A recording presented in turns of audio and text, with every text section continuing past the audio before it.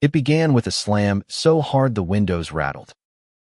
I was inside my family's lake cabin, setting down fresh coffee on the wooden table, when the door burst open and 3 figures marched in like they owned the place. Karen led the charge, her broad frame squeezing past the doorframe. Her oversized sunglasses perched arrogantly even though we were indoors. Behind her shuffled 2 other HOA officers, George with his clipboard and Denise with her perpetual scowl. Karen's voice rang out like a gavel. Out. Now. We're using this cabin for our board meeting. Consider yourself evicted for the day. For a moment, I thought I had misheard her. Evicted. From my own cabin. The cabin my grandfather built plank by plank. The one deeded to me when he passed. I blinked, stunned, then laughed bitterly.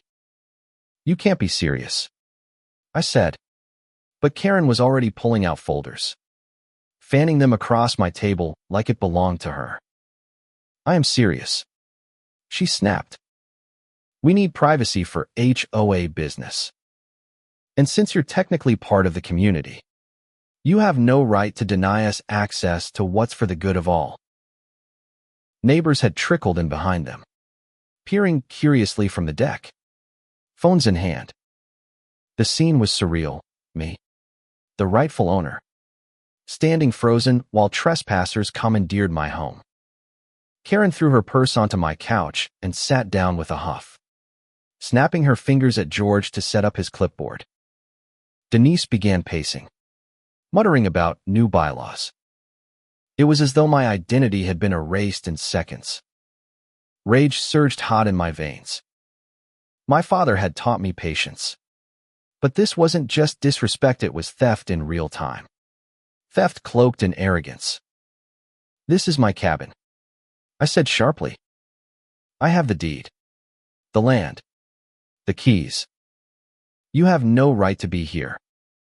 Karen didn't even glance up. She waved her hand like I was a fly. We're the HOA. We have all the rights we need. Now leave before we fine you for obstruction. Fine me. For standing in my own home. The absurdity was almost laughable, but the fury bubbling in my chest was anything but funny. The neighbors whispered louder, their phones recording, capturing Karen's brazen takeover. I knew then that this wasn't the moment to explode, it was the moment to collect proof. So I stepped outside onto the deck, pulled my own phone from my pocket, and began filming. The sight of Karen sprawled in my chair, bellowing about bylaws while rifling through her folder, was damning enough. That was when the twist arrived. From the trail leading down to the dock, a familiar figure appeared, my Aunt Lydia, whom most of the neighbors hadn't seen in years. She was petite, silver-haired, but carried herself with the quiet authority of someone who had spent a lifetime in county offices. Unknown to many, she had been the clerk of records for 30 years, the very woman who had overseen property deeds across the county. She raised her voice, sharp as an eagle's cry. What on earth is going on here? Karen paused mid-sentence, startled, then tried to recover with a sneer. This is an HOA board meeting. Ma'am. Private business. Please step aside. But Lydia wasn't moving. She looked straight at me, then at the crowd of neighbors recording, then back at Karen. Her words cut through the air like a blade. This cabin is privately owned. I know because I filed the deed myself decades ago. You, madam, have no right to set foot here without permission. Gasps rippled through the onlookers. George shifted uncomfortably. Denise froze mid-stride. But Karen's ego wouldn't surrender. You can't prove that. She snapped, slamming her palm on the table. Lydia's lips curved into the smallest of smiles. Oh, I can, she said, lifting a folder she had carried tucked under her arm. She pulled out the certified copy of the deed, my name shining clear on the paper, and held it high for everyone to see. The neighbors leaned forward, cameras flashing. The proof was undeniable. Karen's face flushed crimson. She sputtered excuses, raving about community rights and shared resources. But her voice faltered. The crowd murmured louder now, turning against her. Someone shouted, "She's lying. She's been lying all along." Another added, "How many fines have we paid that weren't real?" The tide shifted like a wave crashing against a rotten dock. Karen looked around, desperate for support. But even George lowered his clipboard, muttering that he wanted nothing to do with this. The air grew thick with tension. My patience snapped. I stepped forward, my voice shaking but firm. "You kicked me out of my own home. You lied to everyone here. And you thought you could get away with it because no one would challenge you. But your reign ends tonight. Karen, the sheriff is on his way." I held up my phone, already showing the call screen still connected. The siren's faint in the distance underscored my words like thunder rolling in. Karen's bravado crumbled then. Her eyes darted wildly, her body trembling, sweat beading across her forehead. She tried one last time, shouting, "You'll regret this. I'll sue every one of you." But no one listened. The neighbors turned their backs on her, choosing instead to step closer to me and Lydia, their voices lifting in support. For the first time, Karen was alone. The wail of sirens grew louder until the sheriff's cruiser rolled up the dirt road, its lights flashing against the cabin windows. The neighbors fell into a hush, their phones still raised, recording the unfolding drama. Karen's face, once smug and domineering, shifted into a grotesque mask of panic. She scrambled to her feet, knocking over the glass of water she'd taken from my counter as if it belonged to her. Finally, she cried out, rushing toward the door, "Arrest him. He's been obstructing an HOA meeting, and his aunt here is conspiring with him to spread lies." The sheriff didn't even glance her way.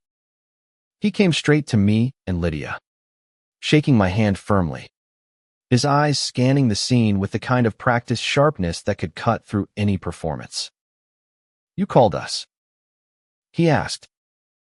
I nodded and gestured toward the trespassers. They barged in, took over my cabin, kicked me out, and claimed it was theirs for an HOA meeting. I have everything on video, and Lydia here has the deed. Lydia held up the document once more, her voice steady as she confirmed. "This cabin is private property, filed under his name. I processed this myself decades ago." Karen's jaw dropped. "That's a lie," she screeched, pointing at me with a trembling finger. "The community owns this land. I'm the HOA president, and I have the right to." Her tirade was cut short by the sheriff's voice, firm and final. "Ma'am, this property is clearly private. You had no right to be here. Kicking the owner out and using it for your own purposes is trespassing.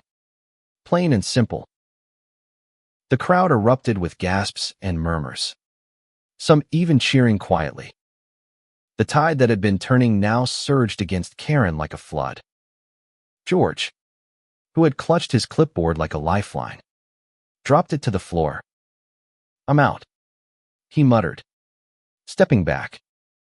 Denise followed, her scowl melting into something closer to fear. "We didn't know," she whispered, though the shame in her eyes betrayed her complicity. Karen's fury only deepened. She lunged toward the sheriff, desperate to reclaim her slipping control. "You don't understand. I built this community. Without me, everything falls apart.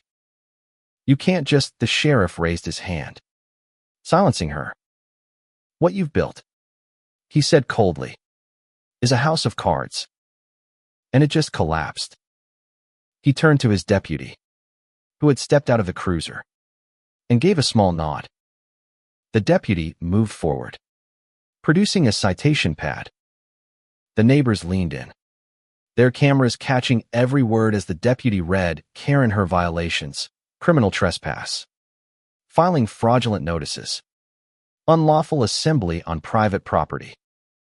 Her eyes widened with each charge, her mouth opening and closing like a fish gasping for air. When the deputy finally asked her to place her hands behind her back, she shrieked a high, piercing sound that startled the birds from the trees. But there was no escape. The handcuffs clicked, sealing her downfall. As Karen was led to the cruiser, the neighbors erupted not in mockery, but in applause. Relief and vindication pulsed through the crowd like electricity. People who had once cowered under Karen's threats now stood tall, their faces lit with something they hadn't felt in years: freedom. One neighbor shouted, "No more fake fines." Another added, "She can't bully us anymore." The chorus of voices rose. Not against me, but for me. For us. For the truth that had finally broken free. I stepped onto the porch, my voice carrying over the crowd. This cabin has been in my family for generations. It is not a clubhouse, not a meeting hall, and not a playground for fraud. Today you've all seen the truth: this community doesn't need fear to survive. It needs honesty. It needs each other. The words weren't rehearsed, but they poured from me like water breaking through a dam. And the neighbors responded with cheers, their voices echoing across the lake like a promise of change. The sheriff approached me privately before leaving, his eyes serious but kind. "You've got grounds for a strong case," he said. "Not just against her, but against anyone who helped her run this sham HOA. If you want to press charges, the county will back you." I nodded, my heart heavy but resolute. I will. Not out of revenge, but because people deserve to live without this kind of fear. The weeks that followed were a storm of revelations. Records uncovered Karen's web of deception, fake dues she had pocketed, false violations she had issued, even backroom deals with contractors to funnel money her way. Her cronies turned on her quickly, each testimony another nail in the coffin of her false empire. By the time the case reached court, her reputation was shredded, her influence gone. The judge, after reviewing the evidence, sentenced her to restitution and probation under the watchful eye of the very sheriff she had once tried to manipulate. But the real victory wasn't the sentence. It was the transformation of the neighborhood itself. Freed from Karen's tyranny, the people began to build something real. Neighbors once divided by petty fines came together for barbecues on the shore, for volunteer cleanups along the trail, for celebrations that were open, honest, and joyful. My cabin, once a battleground, became a gathering place again, but this time, only when I opened it gladly, never under force. Sometimes I stand on the dock at sunset, watching the golden light spill across the water, and I think of Karen's face as the handcuffs closed. A woman who believed power came from control, who never understood that real authority comes from trust. Her downfall wasn't just hers, it was a release for everyone she'd held captive under her false rules. So I leave you with this question.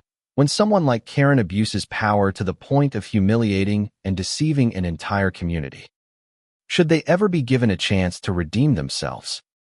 Or is justice best served by letting them fall and learn the hard way?